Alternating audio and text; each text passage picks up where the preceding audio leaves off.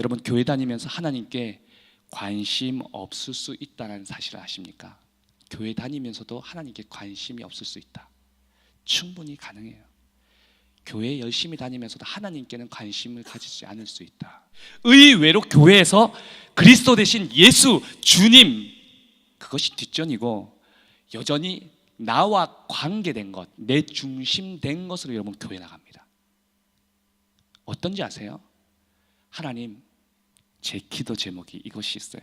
하나님의 뜻을 구하기 전에, 하나님이 중심된 그 고백이 있기 전에, 하나님의 뜻이 있기 전에 내 기도 제목과 내 기도 응답이 먼저 우선입니다.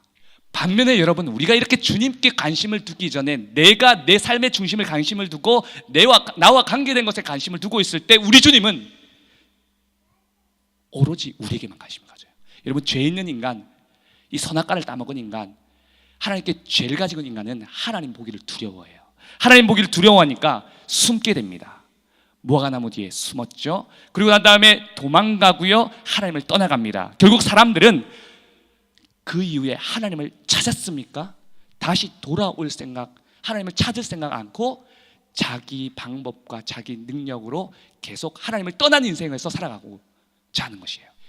사람들의 마음은 죄 짓고 난 이후에 모든 사람들은 하나님께로 이렇게 관심을 더 많이 두고 있느냐? 아니요, 오히려 하나님을 멀리 떠나가고 하나님을 찾지 않는 인생입니다. 그런데 놀랍게도 하나님은요, 그럼에도 불구하고 여전히 우리에게 관심을 가지고 있어요.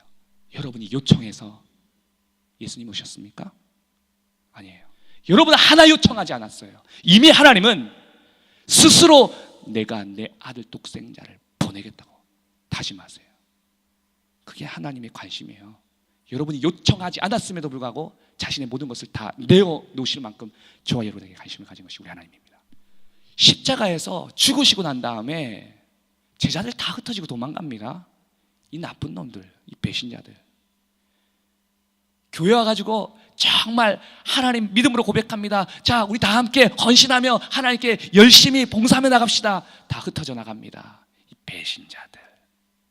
근데 그런 주님께서 또 찾아갑니다. 집집마다 찾아갑니다. 야, 내가 살아났다. 가장 먼저 누가 그걸 발견하게 됐습니까? 9절에 보면요, 막달라 마리아가, 7 귀신 들렸던 막달라 마리아가 가장 먼저 그 살아계신 주님을 만나게 됩니다. 그리고 난 다음에 뛰쳐갑니다. 야, 예수님 살아계셔.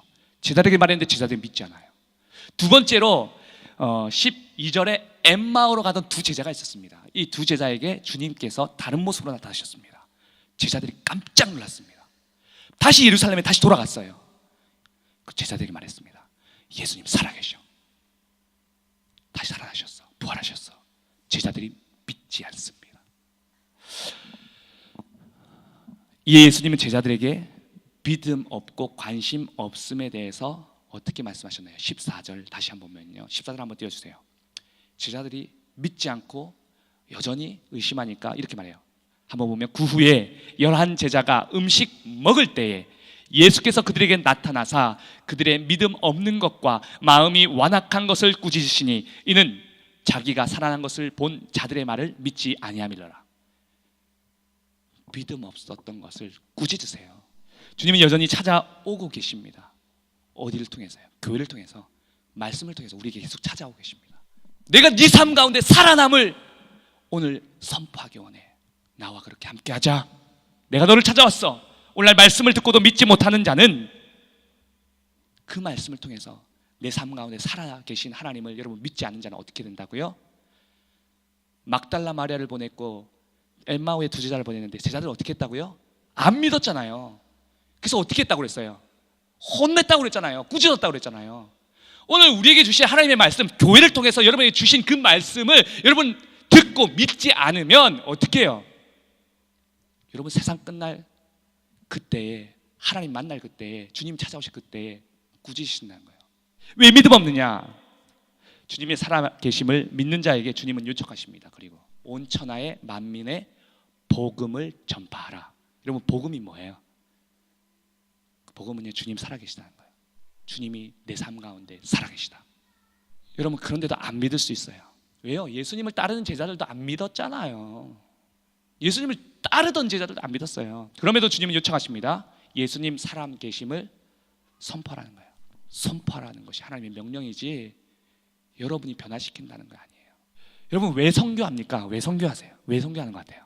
하나님을 몰라서 하나님 나라에 대한 희망이 없으니까 선교해야 된다고 생각해요. 하나님과 하나님 나라에 대한 꿈을 꾸는 아이들보다 세상의 조류에 휩쓸려 수없이 세상에 끌려가는 청소년들이 사실 우리나라에 더 많습니다. 하나님과 하나님 나라에 대한 꿈을 가지고 공부하고 있어요? 아니요. 이게 불쌍한 거예요. 이게 불쌍한 거예요. 사실 이게 정말 불쌍한 거라는 거죠. 지금 외국에 선교 나가는 것보다 더 시급한 것이 우리나라 청소년 선교예요. 기장의 복음화율이 7%라고 합니다. 그 중에서 기장의 청소년 복음화율 2%로 보고 있어요. 제가 보기엔 2%도 안 돼요. 복음화율 2% 미만을 미전도 종족 국가라고 해요. 지금 우리가 진짜 선교하고 진짜 전도해야 될 그것들은 지금 외국보다 더 시급한 게 지금 우리나라 청소년이라고 생각해요. 멀리 갈 필요가 없어요. 멀리 갈 필요가 없어. 가장 가까이 여러분 이 교회, 우리에 맡겨진 교회, 여기부터 여러분 우리가 지금 선교해야 되는 거예요. 그래도 여러분 주님이 저와 여러분에게 먼저 찾아오셨다는 것. 그래서 주님께서 요청합니다.